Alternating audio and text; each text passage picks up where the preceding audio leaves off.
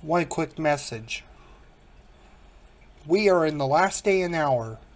Jesus is returning, and if you're not saved, you need to ask him to come into your heart to be saved. You can do this by this simple prayer, by saying this.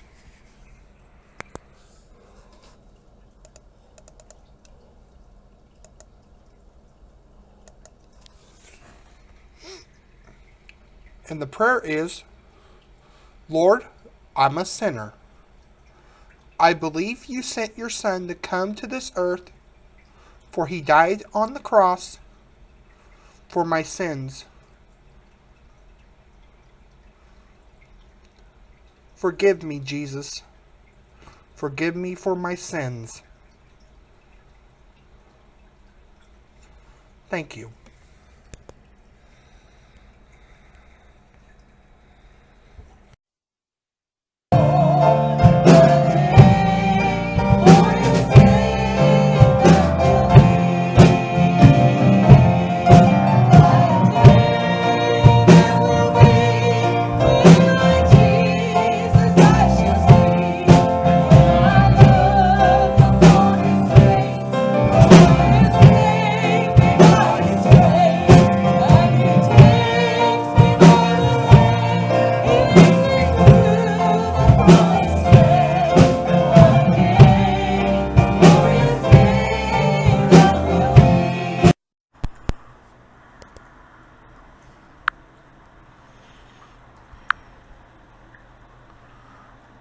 This is the book of Genesis, chapter 38.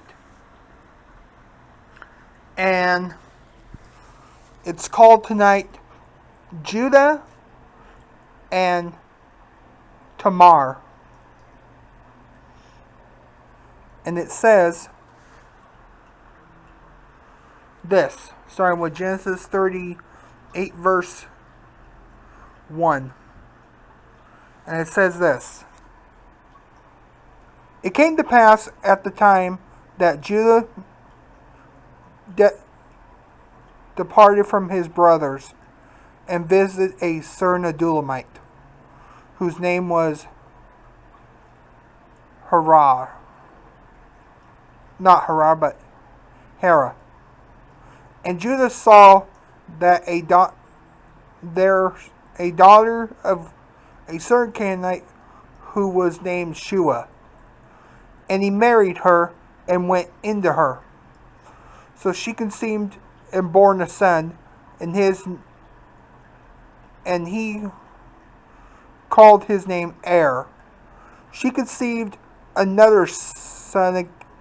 She conceived again and bore another son, and she called him Onan.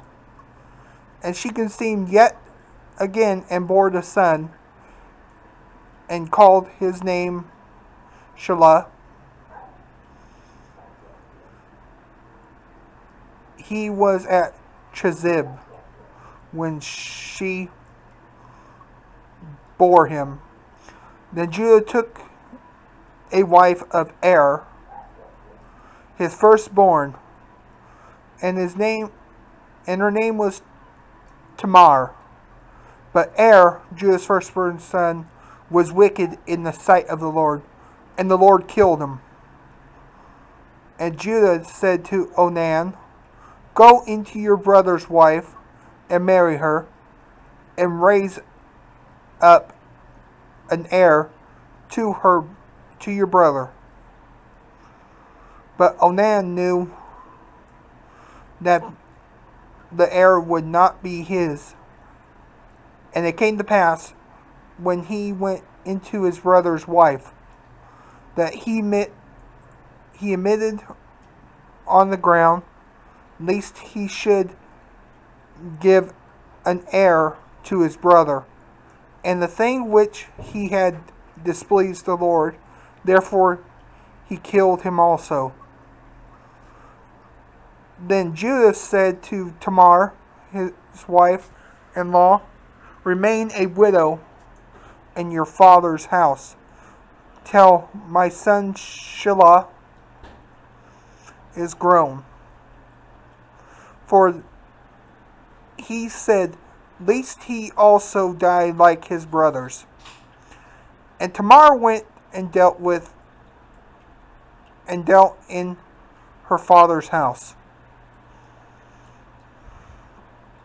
Now in the process of time, the daughter of Shua, Judah's wife, died, and Judah was comforted and went up to his sheep shearer of Tanan, he and his friend Hira, the Adullamite, and it was told Tamar, saying, look, your father-in-law is going up in Tanah to shear his sheep. So she took off her widow's garment, covered herself with a veil, and wrapped herself and sat in an open place which was on the way to Tanan. For she said that Shelah was grown, and she was not to give him as a wife. When Judah saw her, he thought she was a harlot. But she covered her face. Then he turned to her by the way and said, please let me come into you, for he did not know that she was his daughter-in-law. So she said, what will you give me that you may come into me? And he said, I will send you a young goat from the flock. So she said, will you give me a pledge till you send it? Then he said, what pledge shall I give you? So she said, your signet and cord and your staff that is in your hand. Then he gave them to her and went into her, and she conceived by him.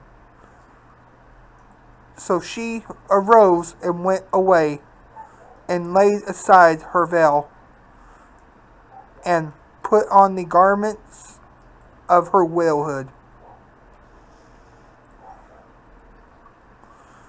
And Judah sent the young goat by the hand of his friend the Adullamite to receive his pledge from the woman's hand, but he did not find her.